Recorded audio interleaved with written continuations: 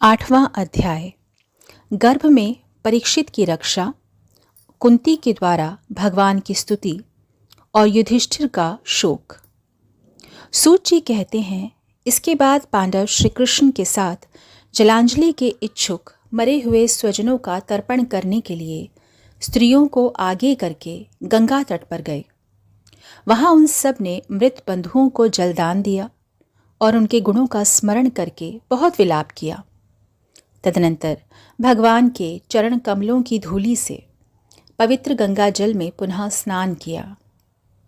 वहां अपने भाइयों के साथ कुरुपति महाराज युधिष्ठिर, धृतराष्ट्र, पुत्र शोक से व्याकुल गांधारी, कुंती और द्रौपदी सब बैठकर मरे हुए स्वजनों के लिए शोक करने लगे।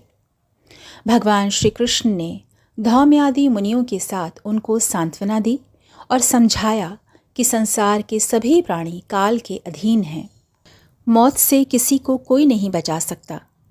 इस प्रकार भगवान श्री कृष्ण ने अजात शत्रु महाराज युधिष्ठिर को उनका वह राज्य जो धूर्तों ने छल से छीन लिया था वापस दिलाया और द्रौपदी के केशों का स्पर्श करने से जिनकी आयु क्षीण हो गई थी उन दुष्ट राजाओं का वध किया। साथ ही युधिष्ठिर के द्वारा उत्तम सामग्रियों से तथा पुरोहितों से 3 अश्वमेध यज्ञ कराए।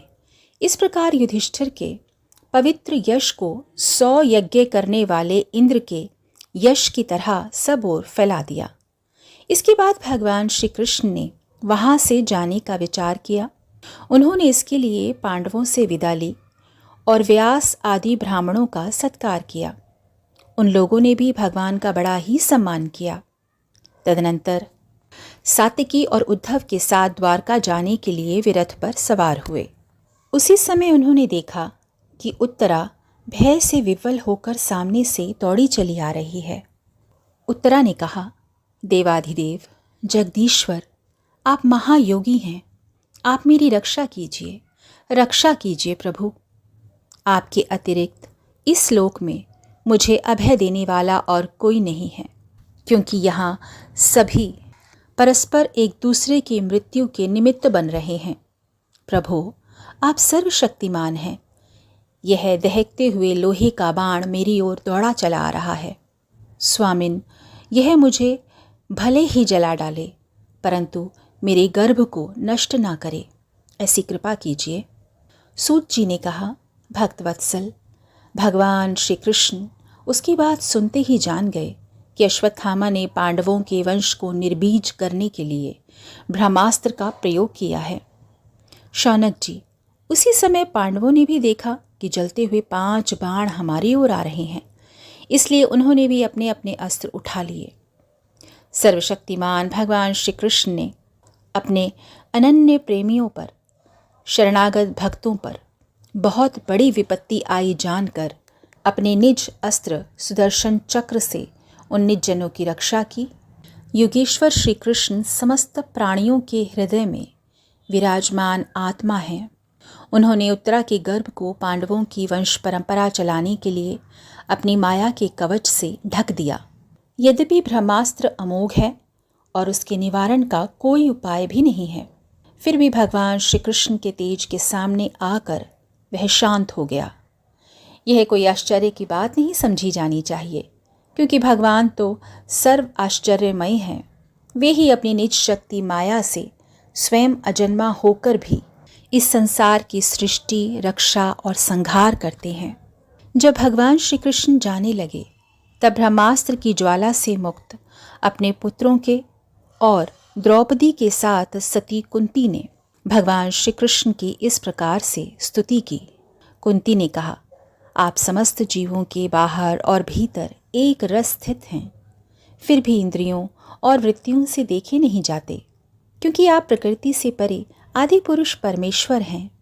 मैं आपको नमस्कार करती हूँ।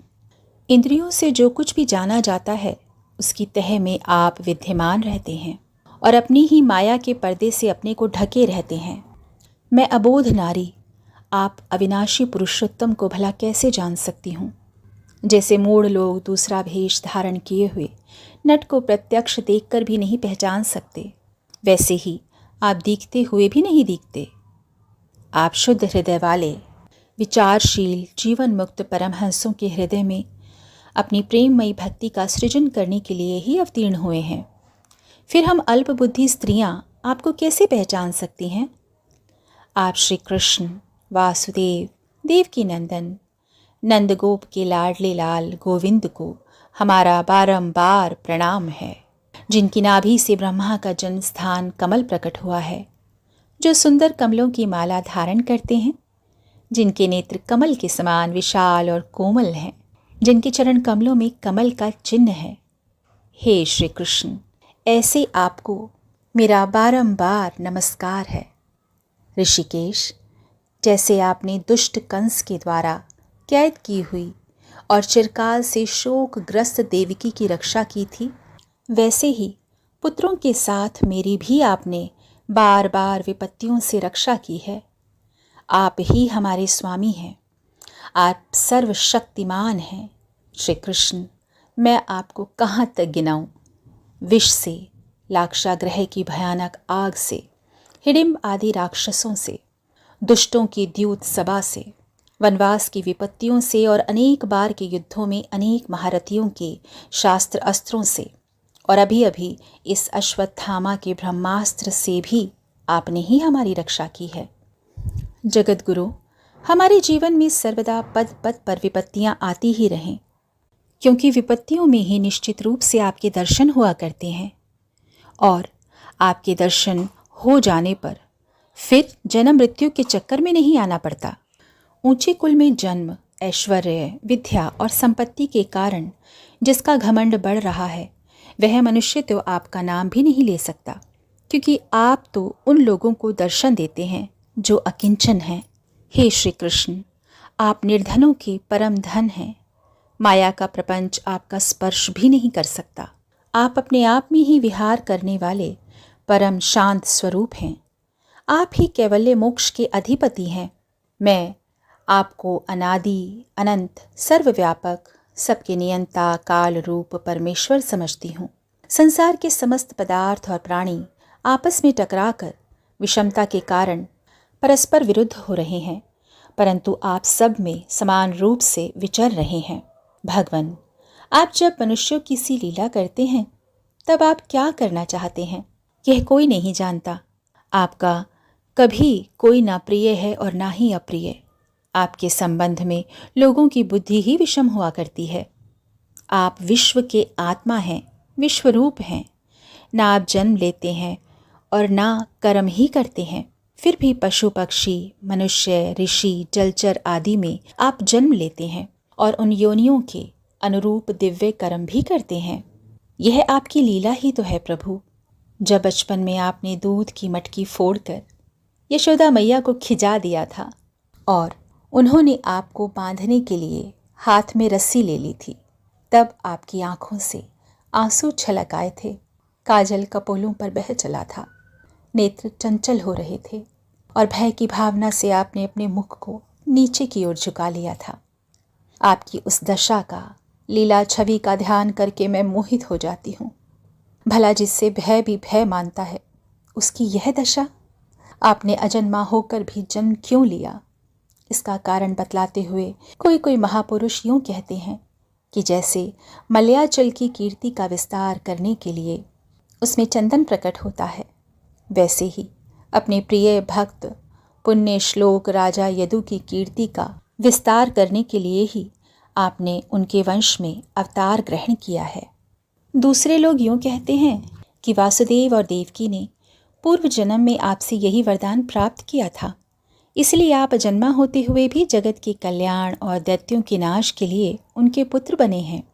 कुछ और लोग यूँ कहते हैं कि यह पृथ्वी दैत्यों के अत्यंत भार से समुद्र में डूबते हुए जहाज की तरह डगमगा रही थी, पीड़ित हो रही थी। तब ब्रह्मा जी की प्रार्थना से उसका भार उतारने के लिए ही आप प्रकट हुए। कोई महापुरुष यूँ कहते हैं कि जो लोग इस संसार में अज्ञान, कामना और कर्मों के बंधन में जकड़े हुए पीड़ित हो रहे हैं, उन लोगों के लिए श्रवण और स्मरण करने योग्य लीला करने के विचार से ही आपने अवतार ग्रहण किया है। भक्तजन बार बार आपके चरित्र का श्रवण, गान, कीर्तन एवं स्मरण करके आनंदित होते रहते हैं। वे ही अविलंब आपके उन चरण कमलों का दर्शन कर पाते हैं जो जन्म मृत्यु के प्रवाह को सदा के लिए रोक देता है। भक्त वांछा कल्पतरु प्रभो, क्या अब आप अपने आश्रित और संबंधी हम लोगों को छोड़कर जाना चाहते हैं? आप जानते हैं कि आपके चरण कमलों के अतिरिक्त हमें और किसी का सहारा नहीं है प्रभु। पृथ्वी के राजाओं के तो हम यूं ही विरोधी हो गए हैं। जैसे जीव के बिना इंद्रियां शक्तिहीन हो जाती हैं, वैसे ही आपके दर्शनों के बिना यदुवंशियों के और हमारे पुत्र पांडवों के नाम तथा रूप का अस्तित्व ही क्या रह जाता है। गदाधर, आपके विलक्षण चरण चिन्हों से चिन्हित यह कुरुजांगल देश की भूमि आज जैसी शोभायमान हो रही है, वैसी आपके चले जाने के बाद ना रहेगी। आपकी दृष्टि के प्रभाव से ही यह देश पकी हुई फसल तथा लता वृक्षों से समृद्ध हो रहा है। ये वन, पर्वत, नदी और समुद्र भी आपकी दृष्टि से ही वृद्धि को प्राप्त हो रहे हैं। आप विश्व के स्वामी हैं, विश्व के आत्मा हैं और विश्वरूप हैं। यदुवंशियों और पांडवों में मेरी बड़ी ममता हो गई है। आप कृपा करके स्वजनों के साथ जोड़े हुए इस स्नेह की दृढ़ फांसी को काट दीजिए प्रभु। हे श्री कृष्ण, जैसे गंगा की अखंड धारा समुद्र में गिरती रहती है, वैसे ही मेरी बुद्धि किसी दूसरी ओर ना जाकर आपसे ही निरंतर प्रेम करती रहे। हे श्री कृष्ण, अर्जुन के प्यारे सखा यदुवंश शिरोमणि, आप पृथ्वी के भार रूप राजवेशधारी दैत्यों को जलाने के लिए अग्नि के स्वरूप हैं। आपकी शक्ति अनंत है। गोविंद, आपका यह अवतार गौ, ब्राह्मण और देवताओं का दुख मिटाने के लिए ही है। योगेश्वर, चराचर के गुरु भगवन, मैं आपको नमस्कार करती हूँ। इस प्रकार कुंती ने बड़े ही मधुर शब्दों में भगवान की अधिकांश लीलाओं का वर्णन किया। यह सब सुनकर भगवान श्री कृष्ण अपनी माया से उन्हें मोहित करते हुए से मंद मंद मुस्कुराने लगे। उन्होंने कुंती को सांत्वना दी और रथ के स्थान से वे हस्तिनापुर लौट आए। वहाँ कुंती और सुभद्रा आदि देवियों से विदा लेकर जब वे जाने लगे, तब राजा युधिष्ठिर ने बड़े ही प्रेम से उन्हें रोक लिया। राजा युधिष्ठिर को अपने भाई बंधुओं के मारे जाने का बड़ा शोक हो रहा था। भगवान की लीला का मर्म जानने वाले व्यास आदि महर्षियों ने और स्वयं अद्भुत चरित्र करने वाले भगवान श्री कृष्ण ने भी अनेकों इतिहास कहकर उन्हें समझाने की बहुत चेष्टा की, परंतु उन्हें सांत्वना ना मिली, उनका शोक ना मिटा। शौनकादि ऋषियों, धर्मपुत्र राजा युधिष्ठिर को अपने स्वजनों के वध से बड़ी चिंता हुई। वे अविवेक युक्त चित्त से स्नेह और मोह के वश में होकर कहने लगे, भला मुझ दुरात्मा के हृदय में बद्धमूल हुए इस अज्ञान को तो देखो। मैंने सियार और कुत्तों के आहार इस अनात्मा शरीर के लिए अनेक अक्षौहिणी सेना का नाश कर डाला है। मैंने बालक, ब्राह्मण, संबंधी, मित्र, चाचा, ताऊ, भाई, बंधु और गुरुजनों से द्रोह किया है। करोड़ों वर्षों से भी नरक से मेरा छुटकारा नहीं हो सकता। यद्यपि शास्त्र का वचन है कि राजा यदि प्रजा का पालन करने के लिए धर्म युद्ध में शत्रुओं को मारे तो उसे पाप नहीं लगता, फिर भी इससे मुझे संतोष नहीं होता। स्त्रियों के पति और भाई बंधुओं को मारने से उनका मेरे द्वारा यहाँ जो अपराध हुआ है, उसका मैं गृहस्थोचित यज्ञ यागादि के द्वारा मार्जन करने में समर्थ नहीं हूँ। जैसे कीचड़ से गंदला जल स्वच्छ नहीं किया जा सकता, मदिरा से मदिरा की अपवित्रता नहीं मिटाई जा सकती, वैसे ही बहुत से हिंसा बहुल यज्ञों के द्वारा एक भी प्राणी की हत्या का प्रायश्चित नहीं किया जा सकता। 8वां अध्याय समाप्त हुआ।